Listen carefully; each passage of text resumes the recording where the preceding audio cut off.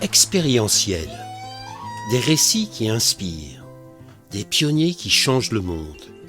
Expérientiel, le podcast du tourisme positif. Je vous invite à vous installer dans un endroit confortable pour découvrir l'épisode du jour. Bonne écoute. Bonjour Marion, comment allez-vous? Bien, très bien. Ça va? Super. Oui. Alors avant de vous présenter, j'aimerais savoir qu'est-ce que c'est nature profonde? Qu'est-ce que ça veut dire?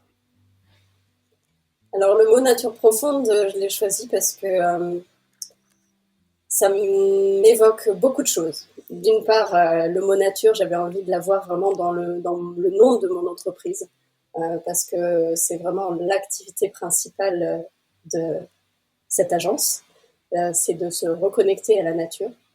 Et puis le mot profond, il vient parce que il y a quelque chose que je voudrais vraiment apporter avec ces voyages, c'est une intériorité, à la fois une intériorité et une extériorité. C'est pouvoir jouer avec les deux. Et donc, finalement, de se trouver soi-même au cœur de cette nature. Alors on a un point en commun, on est tous les deux amoureux de la forêt. La Oui. forêt a eu, un impact sur nous. C'est aussi un lieu d'inspiration, de ressourcement. Vous avez vécu votre enfance en Côte d'Ivoire.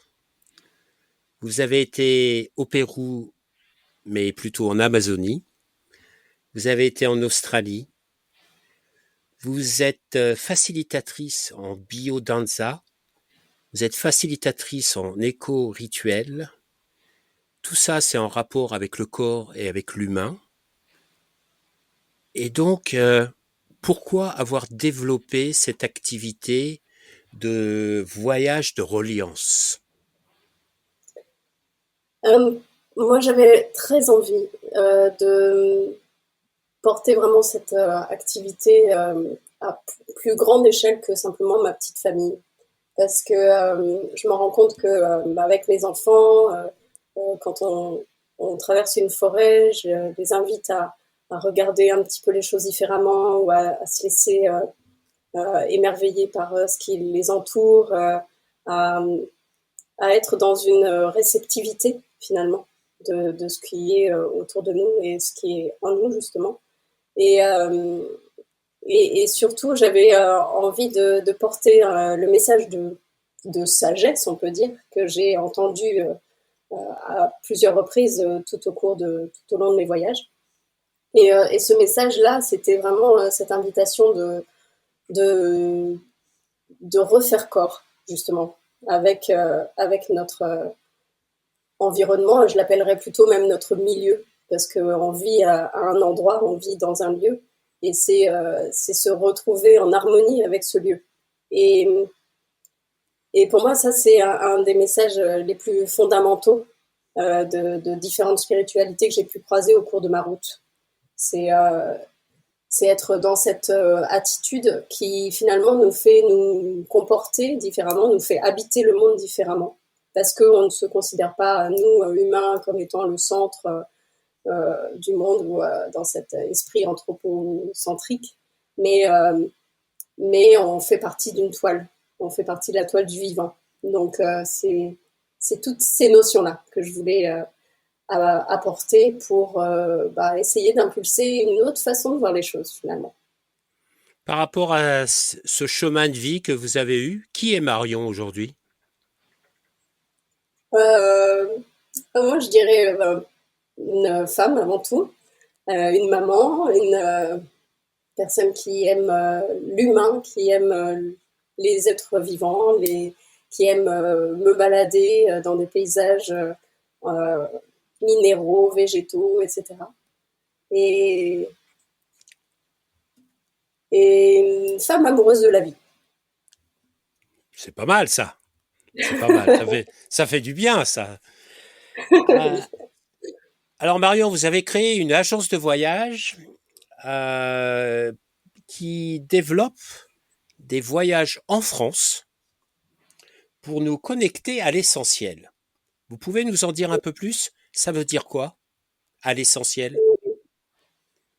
Oui, mais ça rejoint cette question du mot de nature profonde, dans le sens où, pour moi, souvent on a cherché à se dépayser, et moi la première, hein, pour sortir de notre quotidien. On se dépayse, on veut aller dans un endroit qui est finalement exotique ou qui est complètement à l'opposé de notre vie habituelle. Donc le voyage en soi est vraiment une opportunité énorme pour changer justement de point de vue, de fonctionnement, de façon de, d'habiter. En même temps, ça revêt une sorte de fuite, je trouve, à force d'avoir moi-même été dans cette attitude-là. Alors certes, il y a vraiment quelque chose comment dire, que je préconise à tous, c'est cette ouverture culturelle et cette rencontre des richesses humaines. Moi la première, quand je voyage, c'est vraiment parce que je vais aller rencontrer quelqu'un et qu'il va me montrer sa maison ou qu'il va m'accompagner à tel endroit. J'aime beaucoup voyager de cette façon-là.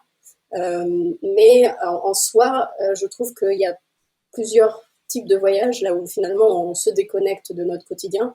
Mais quand on revient, ça nous a fait une bouffée d'oxygène, mais ça ne nous a pas forcément redonné vraiment une nourriture à long terme, on va dire. Alors que là, mon souhait, c'est que finalement on apprend par les voyages que je propose à nous reconnecter à ce qui fait sens pour nous et c'est quelque chose qui va nous habiter durablement parce que on va recréer des liens avec notre milieu, on va recréer une harmonie finalement entre notre propre quotidien et l'environnement naturel ou humain dans lequel on se trouve. Comment vous construisez ces voyages? Comment ça se passe? Est-ce qu'il y a une méthode que vous utilisez qui est la vôtre et qui vous singularise? Eh bien, je dirais que souvent dans le voyage, c'est l'habitude de créer des voyages pour d'autres tour opérateurs. Ça va être de choisir une destination et puis finalement de trouver un guide qui va être euh, un peu placé là pour accompagner, mais qui ne sera pas forcément quelqu'un du cru, je dirais. Alors, en tout cas, il peut être interchangeable. Souvent, c'est ça. Hmm. Souvent, les voyagistes, ils organisent un voyage et puis si le voyage part, eh bien oui, ils vont finaliser tout ce qui concerne la logistique, savoir qui place comme accompagnateur, comme guide accompagnateur, etc. Alors que moi, je l'ai pris dans le sens inverse, alors qu'il n'est pas des plus simples à organiser, hein, je vous l'accorde, c'est même plutôt complexe, mais dans le sens où je parle des personnes elles-mêmes, avec cette envie de trouver déjà, d'investiguer pour trouver les bonnes personnes euh, qui entretiennent un lien avec leur environnement, avec leur forêt, avec leur montagne, avec leur jardin, tout simplement parfois, avec leur arbre centenaire, mais qui vraiment sont régulièrement en contact avec ces éléments. Et c'est parce qu'ils auront quelque chose à communiquer comme ça qui sera authentique que j'ai envie de les rencontrer, j'ai envie qu'ils guident les groupes, les petits groupes. Et donc je pars finalement de la rencontre que j'ai avec eux pour savoir eux ce qui les anime, ce qui les habite comme intention, pour ensuite et bien voir où est-ce qu'on dirige le voyage. Est-ce qu'on va à tel ou tel endroit et qu'est-ce qui va s'y passer. C'est aussi un souhait qui est une personne qui accompagne le voyage tout du long, parce que il y a une nécessité d'avoir un fil conducteur, d'avoir une cohérence en fait sur le sens qu'on apporte tout au long du voyage, mais aussi ponctuellement à 2, 3 reprises, par exemple sur un voyage de 5 jours, on va rencontrer d'autres personnes pour une expérience ponctuelle de 2, 3 heures. Et pour moi, c'est une façon aussi de, de jongler les regards, enfin d'avoir d'autres points de vue, d'ouvrir sur d'autres approches. Donc ici, il va y avoir quelqu'un qui pratique un bain de forêt, Là, il va y avoir un conteur qui nous narre les légendes du coin. Une autre fois, ça va être un poème. Une autre fois, c'est avec tout ce qui est de l'expérience sonore. Donc voilà, chacun a des approches et je trouve ça tellement riche de pouvoir montrer tout ça que du coup, voilà, j'ai eu envie d'en faire un voyage. Est-ce que vous pensez que vos expériences en Amazonie, en rencontrant des peuples premiers, vous a inspiré justement à développer cette approche pour être plus en lien avec le lieu, plus en lien avec la culture locale, plus en lien avec, comment dirais-je, les vibrations locales Mm. ou d'un lieu? Ah oui, oui, c'est sûr que ça m'a beaucoup nourri parce que j'y ai trouvé une façon de se comporter différente qui impliquait donc vraiment tout le corps certaines fois. C'est-à-dire que les gens en relation avec cet environnement, avec leur milieu de vie, ils s'impliquent corporellement. Donc il y a à la fois une connaissance, mais il y a aussi une déférence presque vis-à-vis du vivant ou certaines espèces. Quand on entend un ancien dire que voilà tel arbre, ça représente vraiment le lien entre l'invisible et le visible. Il y a vraiment une notion là où, ben, oui, ce sont les gardiens de leur forêt euh, qui peuvent transmettre comme ça. C'est passionnant, je trouve. Et, et, et je pense que nous, ici aussi, on a des gardiens de nos forêts. Donc, c'est aussi retrouver ces gardiens-là pour pouvoir ben, bénéficier de leur sagesse, finalement. Donc, il y a cette notion-là, mais il y a aussi la notion de certaines cultures qui ont une, on va dire une attitude rituelle par rapport au vivant et qui intègre les cycles du vivant, donc que ce soit de la lune, du soleil, des saisons, dans leurs habitudes quotidiennes. Euh, et puis les cycles des astres, donc, à cette façon d'habiter le monde. Donc, pour moi, c'est redonner à un langage symbolique toute sa puissance, de réaliser des rituels. C'est à la fois quand c'est en groupe, eh bien c'est une forme de reconnaissance du groupe par rapport à ce que l'on vit, par rapport à ce que l'on peut avoir comme passage dans la vie, et donc finalement d'être nous-mêmes dans cette prise de conscience que oui, on a passé cette étape et on en prend toute la mesure en fait grâce à un rituel. Et quand on le fait seul, bah, c'est vraiment une façon de se connecter. Pour moi, régulièrement, je peux réaliser un rituel en nature, mais c'est vraiment une façon pour moi de me connecter à des choses qui sont plus grandes, enfin, qui m'échappent, quoi. Alors, en préparant cette émission, vous m'avez parlé d'expériences sensorielles et d'émerveillement. Ça veut dire quoi exactement? Émerveillement, Oui, c'est regarder les oui, petites choses qui nous surprennent. oui. Bah oui, pour parler de cet émerveillement, justement, quand je disais ça me relie à quelque chose de plus grand.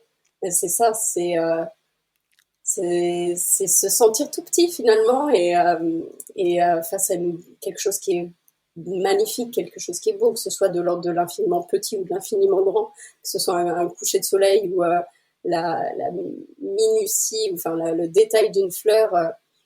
Euh, donc pour moi, l'émerveillement, c'est quelque chose qui nous relie à ce qui est plus grand, quoi. Et, euh, et qui nous permet de nous sentir appartenir à ça. C'est à la fois être observateur et être observé. Hmm. Ce week-end, il y a eu donc deux, trois nuits avec des aurores boréales en France. Et j'ai mon fils qui, d'habitude, est soit sur son téléphone, etc. Et là, À minuit, il a été chercher sa mère et dire maman, viens voir. C'est absolument magnifique. Est-ce que vous avez été émerveillé par ces aurores boréales? Je les ai cherchés, j'ai pas pu les trouver. Je me suis couchée à 1 heure du matin, mais une nuit où il n'y avait pas, où il n'y avait plus, en tout cas pas à mon niveau. Je suis trop au sud de la France pour les voir, malheureusement. Et en même temps, oui, je vois ça avec un regard d'émerveillement et à la fois de me dire, oh là là, c'est tellement puissant, cette force du soleil. Et, Bref. ce qui est intéressant, c'est surtout les médias, les gens autour de nous, comment ils étaient fascinés par cet événement.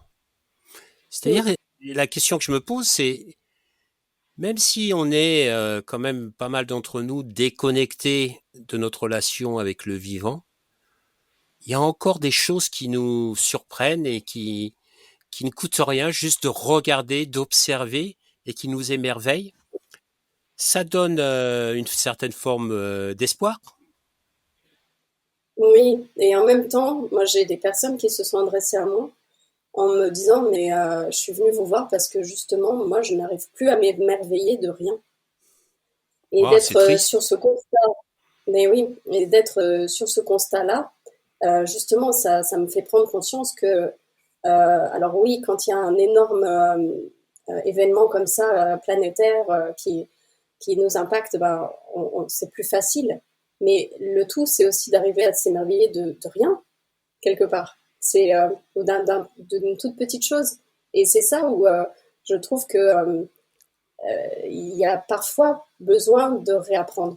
Alors, en tout cas, moi, je suis la première à me dire, mais on peut tout à fait traverser une forêt sans être du tout impacté et sans se sentir relié. Et d'ailleurs, dans la plupart des cas, dans le tourisme, on fait une activité en nature, mais pas avec la nature. Hmm. Que ce soit les activités de sport, on utilise la nature en fait. On est dans une attitude, euh, oui, D'exploitant. utilisatrice. Voilà, c'est ça. Alors que là, tout le propos de Nature Profonde, c'est vraiment d'entrer en lien, de créer une relation.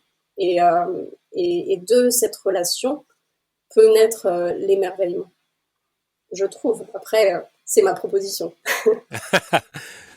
Alors, je crois que vous avez des règles d'or. Est-ce que vous pouvez nous en dire un peu plus au sein de votre agence? C'est quoi les règles d'or? Oui. Alors déjà, moi, j'ai choisi de faire un voyage enfin des voyages où on est en France.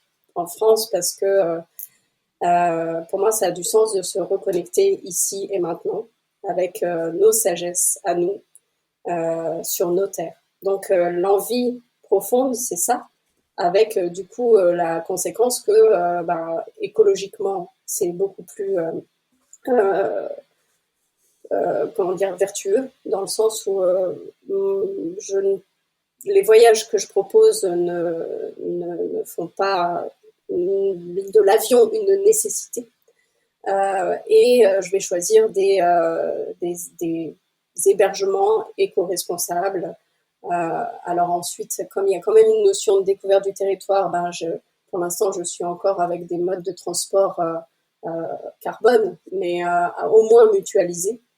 Donc c'est toute une démarche finalement qui se veut la plus intègre possible finalement sur cette notion euh, de relier l'écologie et la spiritualité. Et puis comme autre règle, eh bien il y a le fait d'avoir des petits groupes. Donc c'est une dizaine de personnes. Donc c'est propice à avoir à la fois une cohésion de groupe, à créer une cohésion, et aussi à avoir des moments pour cheminer intérieurement.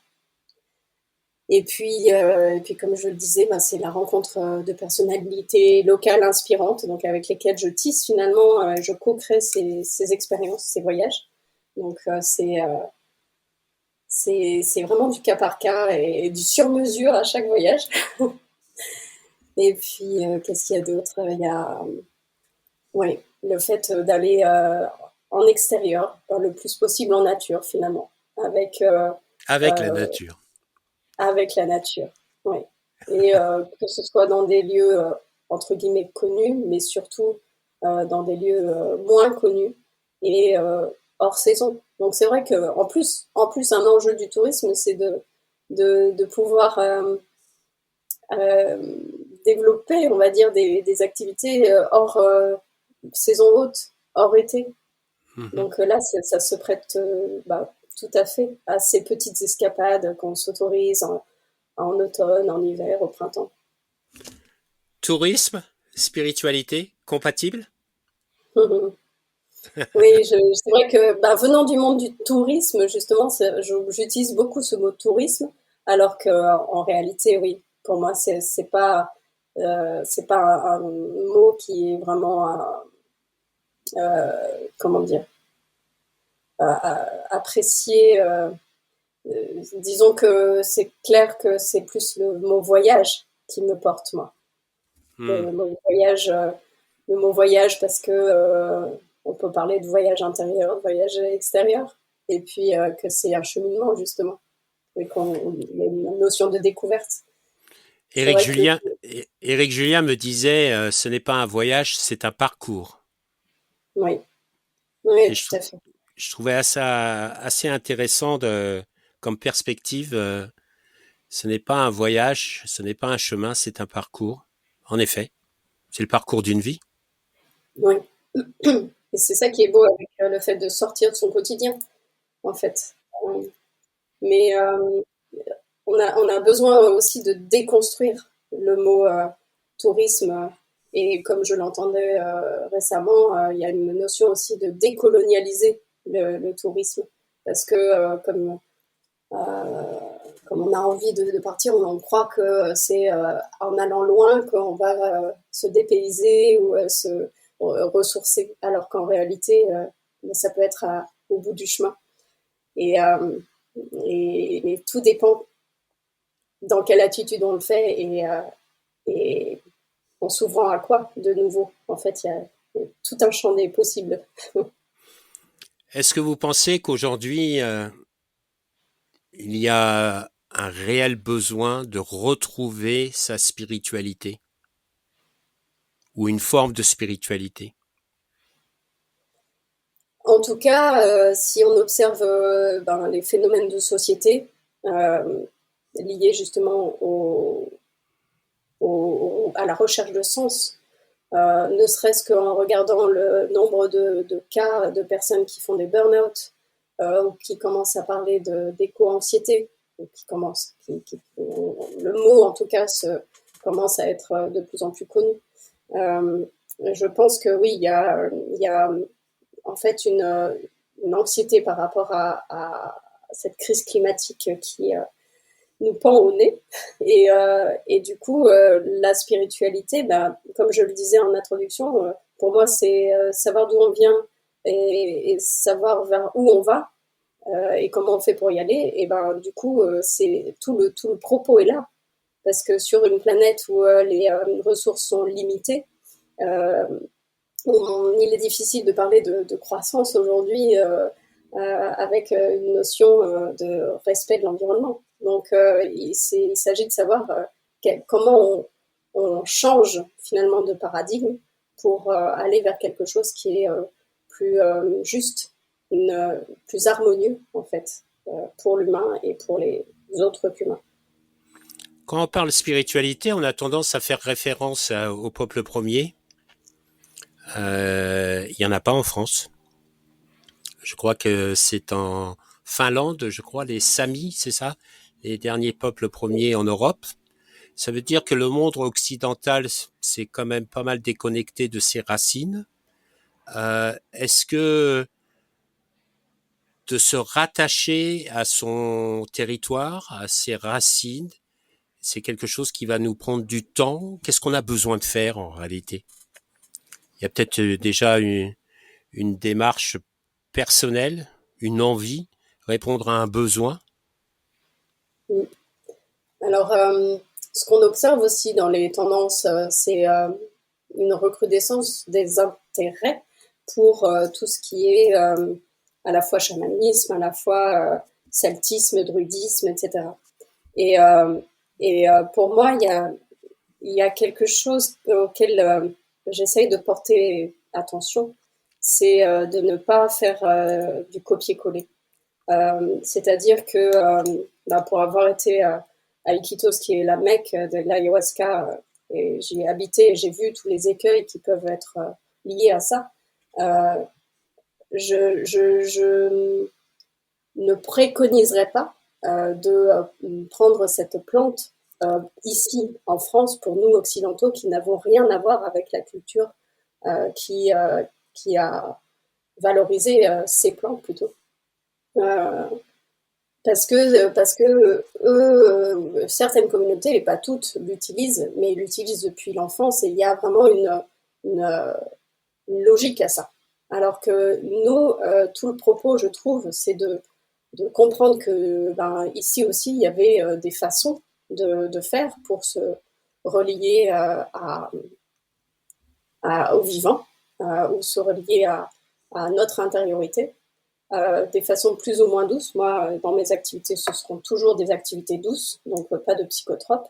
Mais en tout cas, il y a plein de choses qu'on appelle parfois les plantes sorcières, mais où simplement la phytothérapie pourrait le dire. Il y a plein de choses. Donc c'est retrouver nous, nos sagesses à nous déjà, savoir qu'est-ce qui était pratiqué anciennement et qu'est-ce qui peut être remis au goût du jour, parce que c'est aussi un contexte qui n'est pas le même, c'est une société qui est oui, complètement différente, donc il s'agit aussi de voir ce qui est vraiment juste pour nous. Donc c'est vrai que moi je suis dans cette enquête, on va dire, pour trouver les bonnes personnes qui peuvent transmettre ce type de savoir, que ce soit des gens qui sont issus des traditions anciennes de la France, comme le celtisme justement, mais qui le portent avec vraiment une authenticité et la plupart du temps d'ailleurs, ils cherchent à s'éloigner de tout folklore. Et c'est bien le propos. Hein. Pour participer à ce type de rituel, il faut aussi comprendre le principe et pas le voir comme juste un, un élément comment dire, cocasse ou insolite à vivre. C'est pas la question, c'est vraiment d'être dans sa vérité et de comprendre que ces enseignements-là, ils ont pu perdurer à travers les âges et à travers une société qui allait vraiment contre ça et qu'il y a un respect à avoir vis-à-vis de ces enseignements. Moi, je vois beaucoup passer des annonces sur des retraites spirituelles, diverses et variées, par des personnes qui sont spécialisées dans le développement personnel, qui ont différentes, comment dire, spécificités, etc. Vous êtes une agence de voyage. Euh, Quelle est la différence entre les deux? Alors, la différence, c'est que ce que j'apporte, c'est un cadre. C'est-à-dire que venant moi du monde du voyage, c'est très important pour moi d'être dans les clous et d'apporter une sécurité. Donc, dans les clous, pourquoi? Eh bien, parce qu'en fait, dès qu'on fait l'assemblage de plusieurs prestations, euh, de l'hébergement, une activité, quelle qu'elle soit, eh bien, et qu'on forfaitise le tout, c'est-à-dire qu'on donne un prix global à ça, eh bien, on doit être normalement avec une licence d'agence de voyage. Et il y a énormément de stages qui sont proposés aujourd'hui en France et qui ne sont pas dans les clous à ce niveau-là. Euh, et moi, j'ai voulu être dans ce cadre et poser ce cadre pour sécuriser les participants. À la fois les participants, mais aussi finalement les intervenants. Parce que y a une garantie financière qui couvre les personnes dès qu'elles ont versé une somme auprès de mon agence et qui permet d'être remboursées le cas échéant.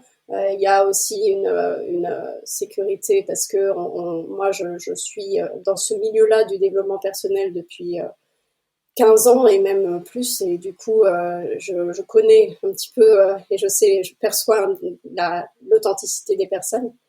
Donc, il y a aussi une sorte on va dire, d'expertise que j'ai pu développer d'année en année à ce niveau-là.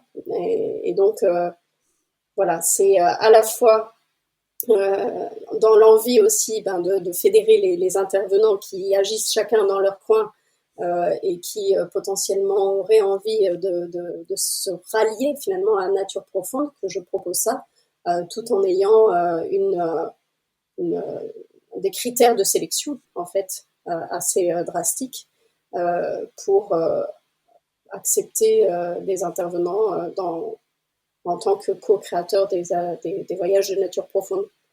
Donc voilà, il y a plein de raisons pour lesquelles j'ai fait ça comme ça. Très bien. Je vais poser une dernière question. J'hésite, mais optimiste ou pessimiste? Optimiste. Non, honnêtement, des fois l'un, des fois l'autre. Non, mais je pense vraiment que justement le potentiel des humains, c'est d'être dans cette solidarité.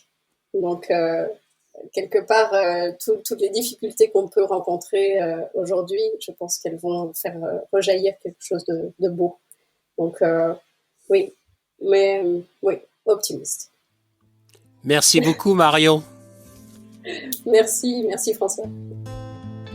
Nous espérons que cet épisode vous a été enrichissant et que nous avons pu semer des graines d'inspiration et d'action pour vous accompagner dans votre démarche vers un tourisme à impact positif.